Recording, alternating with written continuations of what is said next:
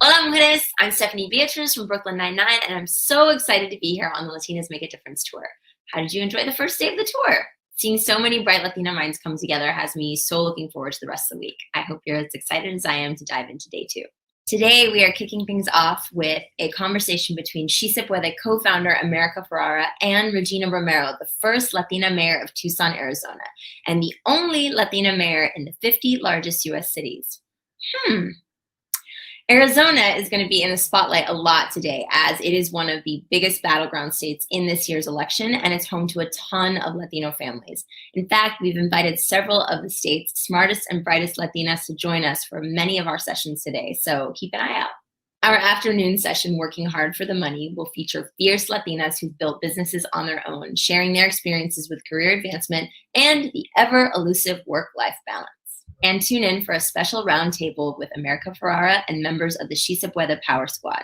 The keys to financial freedom is our Latina Power Hour of the day, with a ton of great money saving and money management tips, straight from Beatriz Acevedo, the founder of Suma Wealth, and a bunch of powerhouse influencers.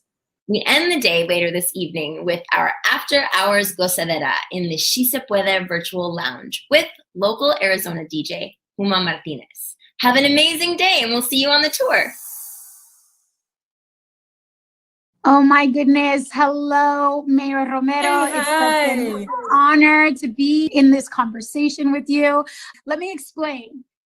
I did my best to look like a superhero today because that is what I think you are. And that's what I think Latinas are. And you represent that aspect of us out there doing it. There's nothing we can't achieve, and there's nowhere that we shouldn't be, especially when decision making is being made. We need to be at the table, and you are at the table for so many of us, and we're just so grateful to you and so excited to be in this conversation. Thank you so much. I'm equally excited, America. I've been a fan of yours since Real Women Have Curves. I love not just your acting, but your political stances and your voice.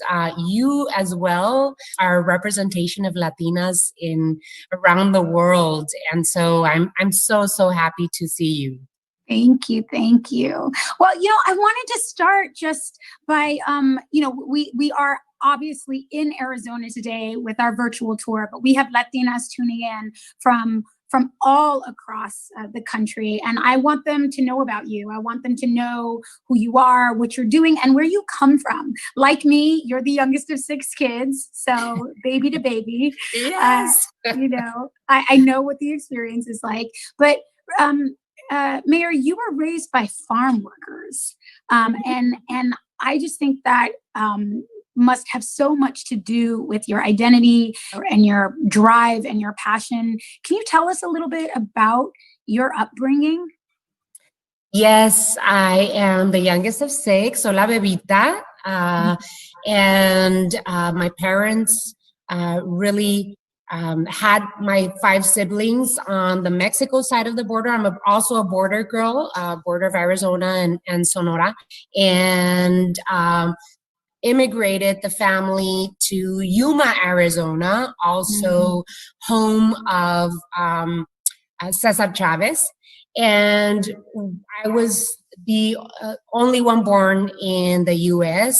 My parents worked in the fields, and we migrated from Arizona to California every summer. And so I remember, Dad always talked about politics and followed Cesar Chavez and Dolores Huerta with the United Farm Workers. I remember very clearly that he joined a lot of huelgas and boycotts. And so grew up hearing about the political process and about serving our community from both my parents. And so never really dreamed of being in the political process and being elected the first Latina council member in the history of the city of Tucson. Or the first Latina mayor in the history of the city of Tucson. But I once I graduated from high school in Yuma, came to Tucson following my siblings and worked my way through college.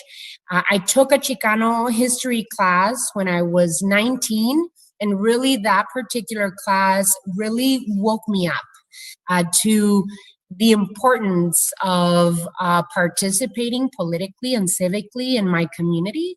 And from then on, I decided to participate in my new community of Tucson, Arizona, and register people to vote and get involved in campaigns for candidates that represented me and my priorities. And that's how I got started in the political process.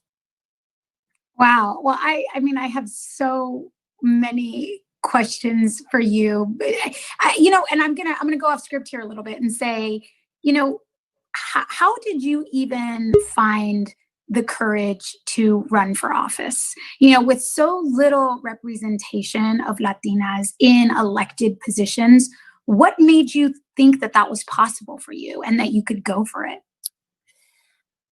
Well, after the class that I took, I realized that there were too few women in the political process, right? I never really set out to volunteer my time so that I could run. I set out to add my voice and help others get elected and add more Latino voices and women's voices in politics.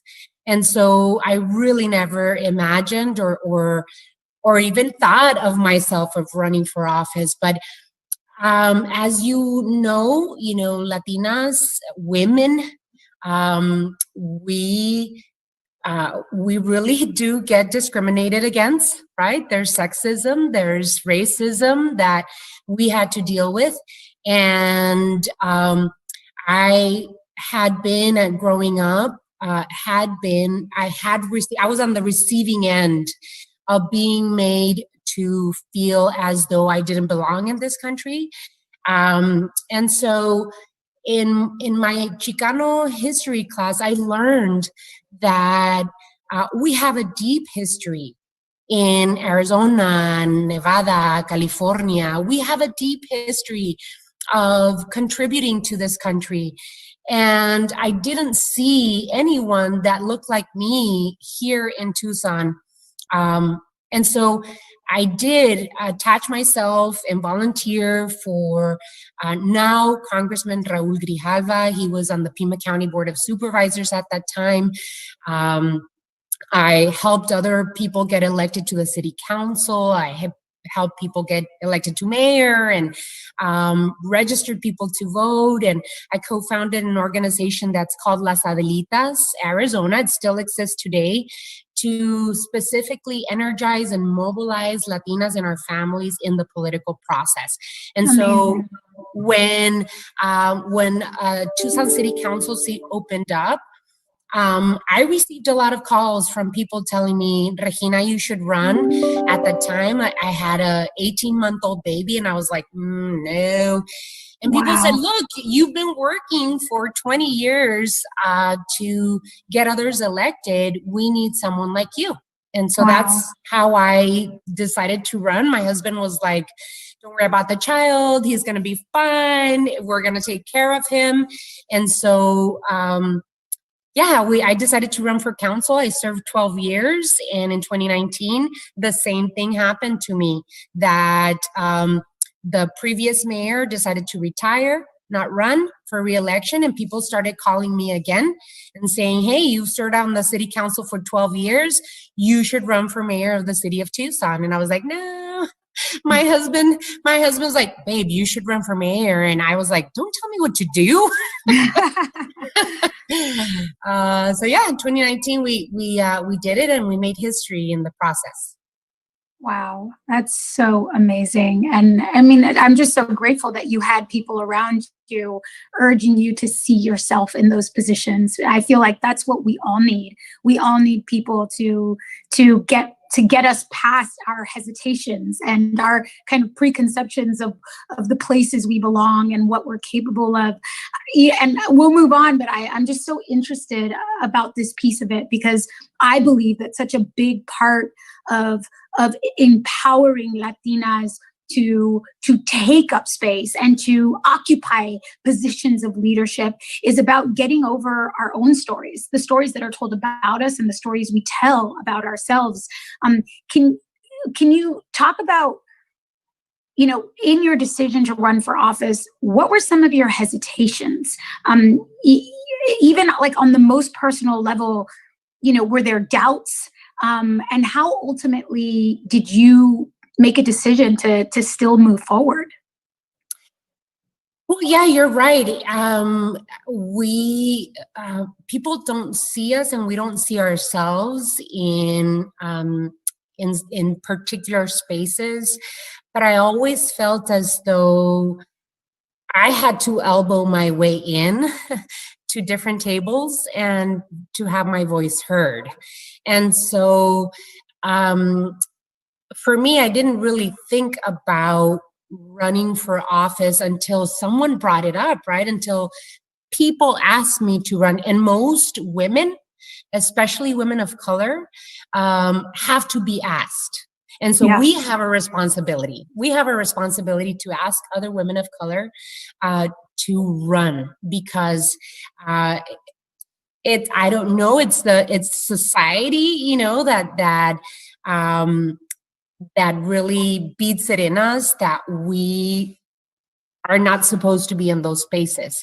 But things are changing. The power of women and our voices is growing in the political process. And so what I think is much very difficult for women of color and Latinas out there is that we sometimes feel as though we're not prepared to step up to a particular position. And it's very different than men, right? Men are like, oh, I could do this. Of course I could do this. And as mujeres, we're like, no, I'm not prepared. It's not the time. I have a child, maybe it's not the time. And of course it's the time. My Shiro, who your organization is named after her saying, Dolores Huerta. She comes to Arizona often, and she's the one that really talked to me about. She asked me, like, I had gotten married, and she knew that, and she said, when are you having kids? And I'm like, well, I do want to have kids, but I don't know, I'm gonna do my master's and this and that. And she's like, you know what, Regina, your children, whenever you decide to have any, and however many you decide to have, you can really make them and form them into your space. And so that big question mark about a lot of women having children and saying that space is not for me, that's not true.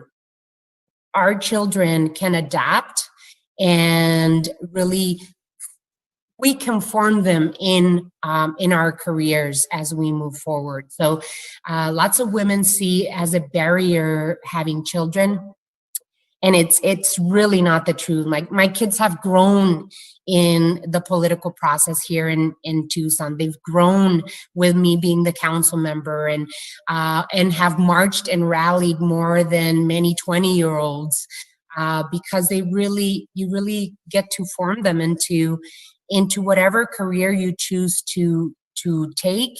And if that career is being an elected official, your children come along, just like any other men that decide to run for office.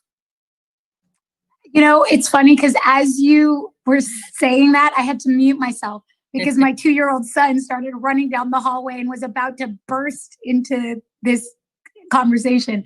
That's so inspiring and empowering to hear.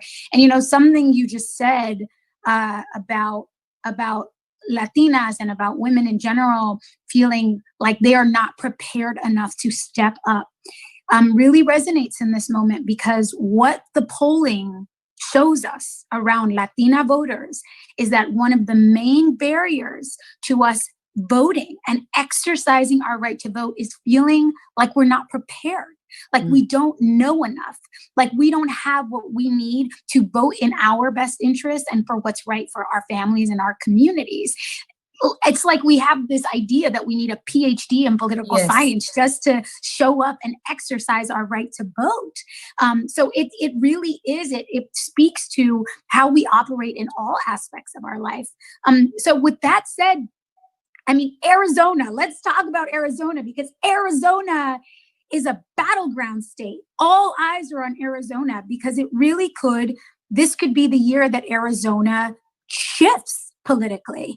And it's been an ongoing process in Arizona. I've had the privilege of being on the ground in Arizona since 2010, when you all were sort of dealing before the rest of the country with some incredibly awful immigration policies, with a sheriff who was perpetuating terribly racist and divisive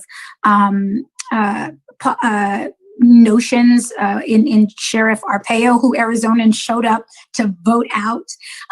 But this year, Arizona is truly a battleground state. Early voting is underway in Arizona. So tell me, what does it feel like right now in Arizona? What does it feel like in Tucson? What is the energy there? It feels like, well, here in Tucson, out of 1 million people that live in the region, 680,000 requested, are registered to vote. We broke records in terms of voter registration. We have been doing vote by mail for more than 10 years here in Arizona. So more than 460,000 requested a ballot to vote by mail this year. It feels as though the 10 years you mentioned, America, the anti-immigrant policies that were being passed back in 2006, 2008, 2010 is when Governor Brewer signed the anti-immigrant SB 1070 bill. Right. And we knew this anti-immigrant legislation before Trump. We had Sheriff Joe Arpaio, we had Russell Pierce, we had Governor Brewer. I mean, we really went through a difficult time. And I believe in my heart that even though we have had decades of organizing and mobilizing by activists and elected officials like Raul Grijalva, who's the chairman of the Natural Resources Committee, huge progressive here in Southern Arizona. SB 1070 really was a huge punch in the gut. And it was a wake-up call for Latinos in Arizona. And many of us that were marching and rallying and protesting those racist laws, many of us said, you know what? It's not just about marching and rallying. It's about organizing us and registering us to vote and making our voices heard. And today, 10 years later, we see many of those young people that were marching and protesting being elected into office. That's amazing. In Maricopa County and Phoenix and here in Tucson, we're really electing a lot of people that said no mas.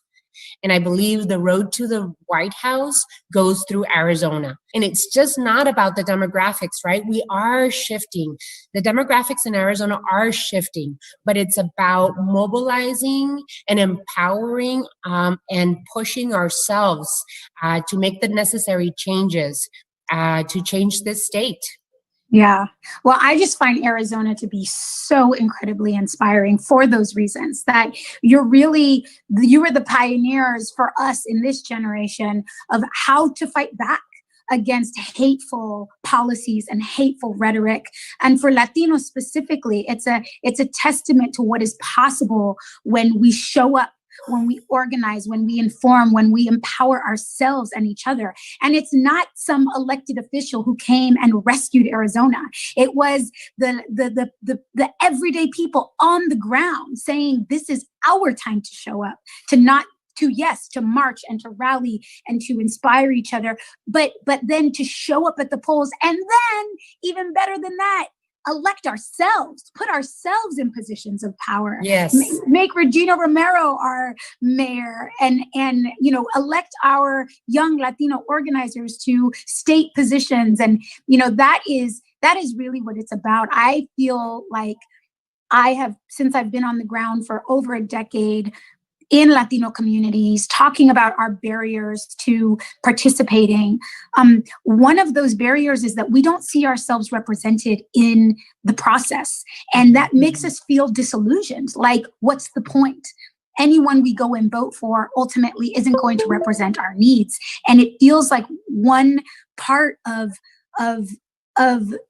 changing our perspective is to say, our job in a democracy is not to just show up and elect a superhero. Our job is to continually show up and to continually hold elected officials accountable. And so I just find Arizona to be so inspiring. I would really love to hear you talk about this current moment with the pandemic and how that has impacted Arizona, how that has specifically impacted Latinas in Arizona. I would love to hear you talk about that.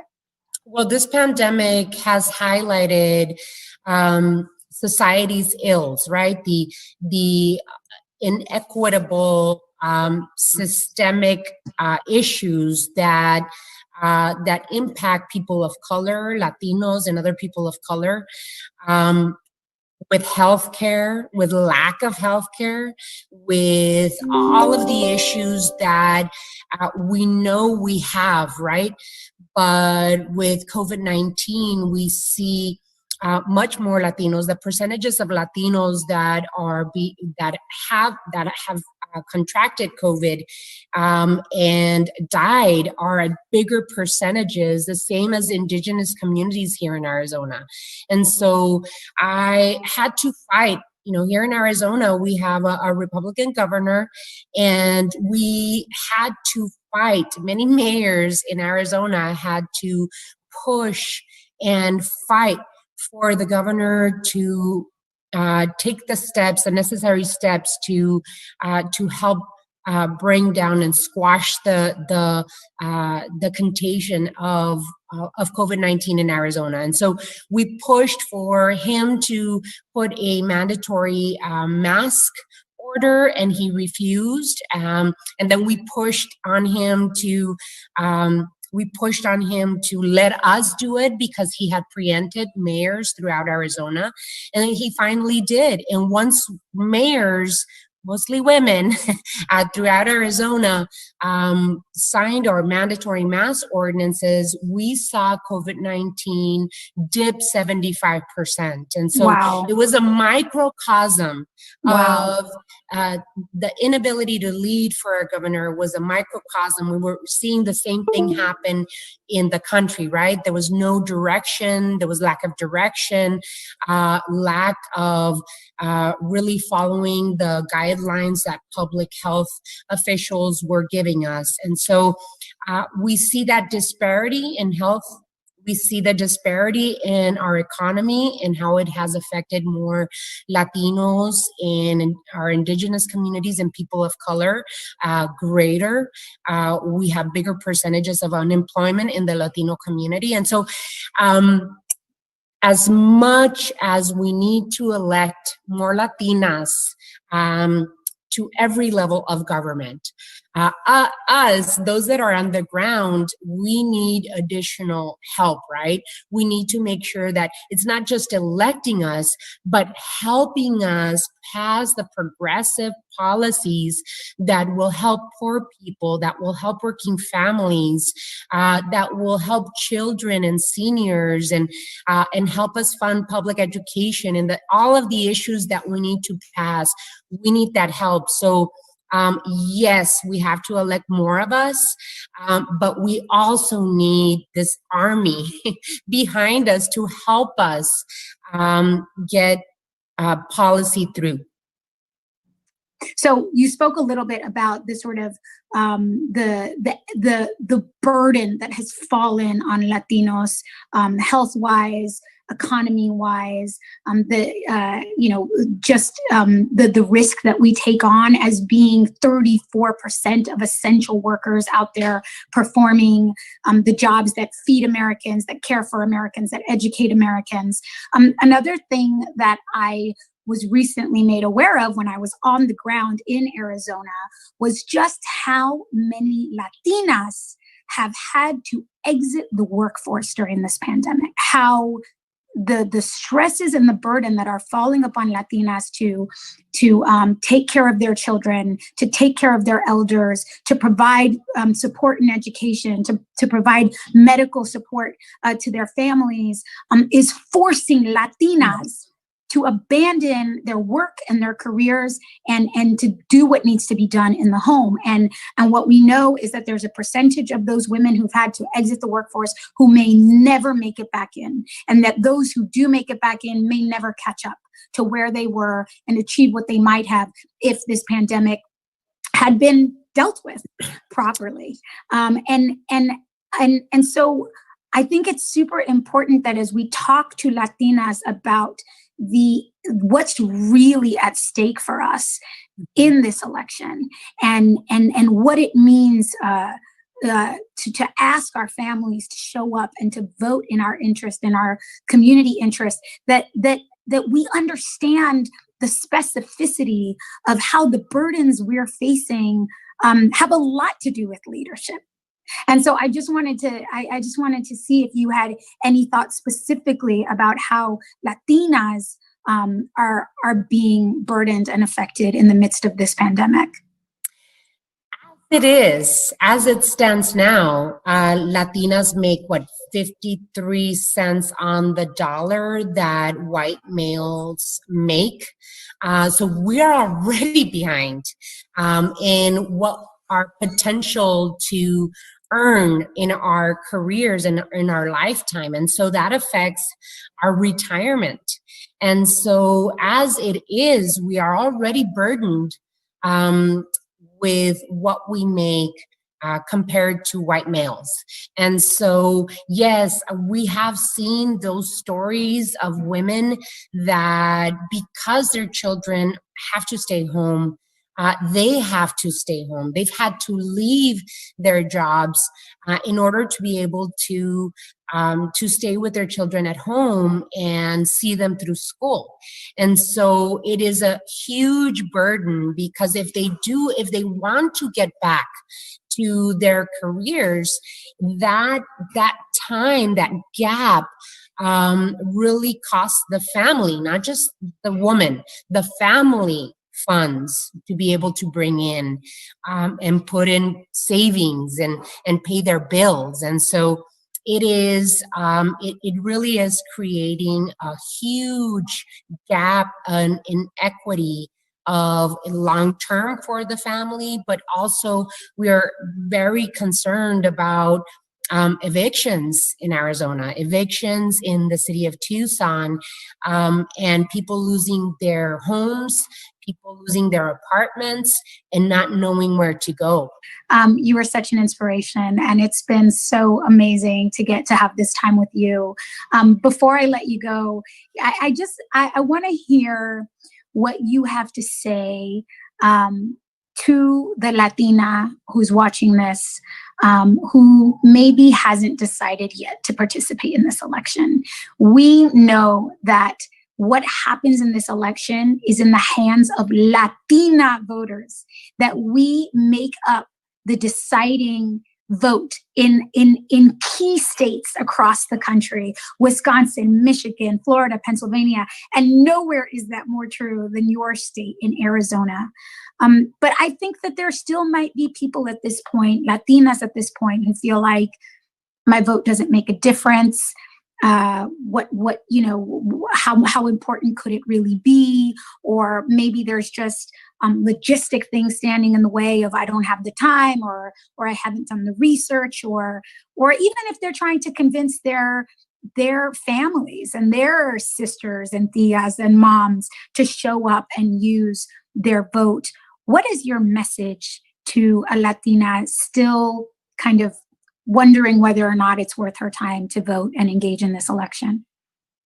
I would say that every Latina, every woman has the power to decide, especially in this election. Every woman has the power to make that difference and be able to make your voice heard, for not just for you and the elected officials that we are going to elect nationally, but locally. You have the power to say who you want to represent you. And so from the President of the United States to your local attorney generals, to your Congress people, to your school boards, to your city councils and mayors, you have the power. And it is so empowering to fill that little bubble up and mail it in and know that, like you said earlier, America, you don't elect a person and expect them to be a superhero, right? We need your voice to vote and then continue in your advocacy. Your voice is so powerful and it's within your reach. You decide it. You decide it. And you are such an important piece of a network in your family, and that encouraging others and helping each other and sharing notes and asking others. You know, we all have that political friend that that knows about politics, and picking up the phone and saying, hey, amiga, tell me, who is this person and what are they about? But it's powerful, and you have it. You have it in you, and your voice cuenta. That's awesome. Thank you so much, Regina. Thank you, America. Thank you. It's been wonderful to have a conversation with you, and I'm so happy that you started this, and hopefully we can continue working, because really it really is about voting, but then what? Then Right. what? Let's elect more women, more Latinas, more women of color. But we all need to continue that work, right? We all need to make sure that we have people like you and organizations like She Se Puede to help us in our policy making. Well, we are here and we're not going anywhere, and we're only going to get stronger and build more power for Latinas everywhere. So thank you so much. Our wonderful, wonderful, amazing superstar. I'm so proud of how you represent us, and your voice is so important for us.